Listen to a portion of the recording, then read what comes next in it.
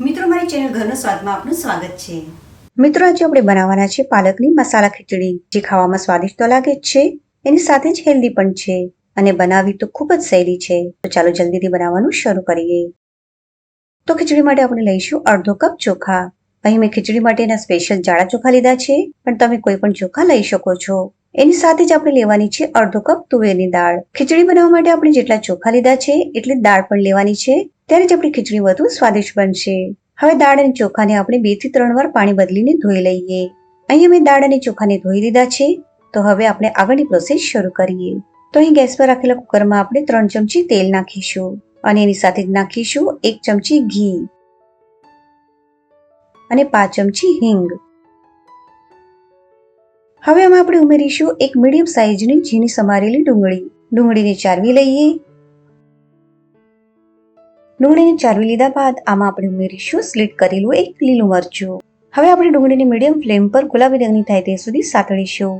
ડુંગળી ગુલાબી રંગની થઈ ગઈ છે, તો હવે એમાં આપણે ઉમેરીશું અડધી ચમચી આદુ લસણની પેસ્ટ। ફરીથી આદુ લસણની પેસ્ટને પણ આપણે સાતળી લઈએ। પેસ્ટને પણ આપણે સાતળી લીધી છે, તો હવે આમાં આપણે ઉમેરીશું પાલક।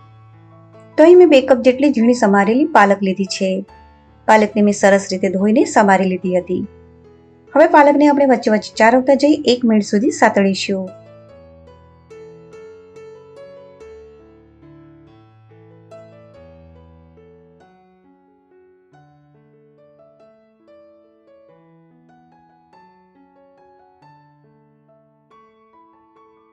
પાલક પણ સોટે થઈ ગઈ છે, તો હવે આમાં આપણે એક નાનું સમારેલું ટામેટું ઉમેરીશું અને એની સાથે જ બાકીના મસાલા પણ ઉમેરીશું। તો સૌથી પહેલા ઉમેરીશું અડધી ચમચી હળદર, કેમ કે ખીચડીમાં હળદર વધારે લાગે છે। 5 ચમચી લાલ મરચું પાવડર, 5 ચમચી જીરું પાવડર અને 5 ચમચી ધાણાનો પાવડર। હવે બધા મસાલાઓને આપણે મિક્સ કરી લઈએ। મસાલો સરસ મિક્સ થઈ ગયો છે, તો હવે આપણે ધોઈને રાખેલા દાળ અને ચોખાને ઉમેરી દઈએ। એની સાથે જ ઉમેરીશું સ્વાદ પ્રમાણે મીઠું। મેં અહીં અડધી ચમચી મીઠું ઉમેર્યું છે, તમે તમારા સ્વાદના અકોર્ડિંગ મીઠું મેળવી શકો છો। હવે ખીચડીને આપણે મિક્સ કરી લઈએ।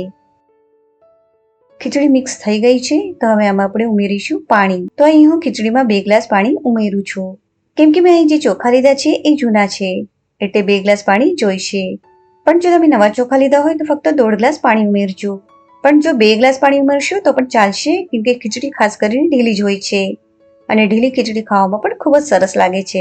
હું અહીં વધારે ઢીલી ખીચડી નથી બનાવી રહી, એટલે ફક્ત 2 ગ્લાસ પાણી ઉમેર્યું છે। હવે કુકરને ઢાંકણ લગાવી દઈએ અને ગેસની મીડિયમ ફ્લેમ પર 3 થી 4 સીટી થવા દઈએ।